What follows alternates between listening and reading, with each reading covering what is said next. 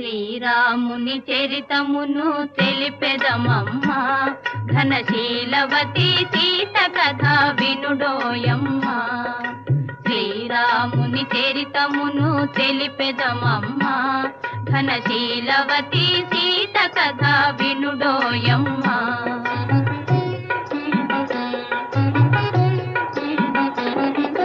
చెలువు మీర పంచవటి సీమలో తమ కొలువు చేయ సౌమిత్రి ప్రేమతో, తన కొలువు తీరి రాఘవుడు భామతో.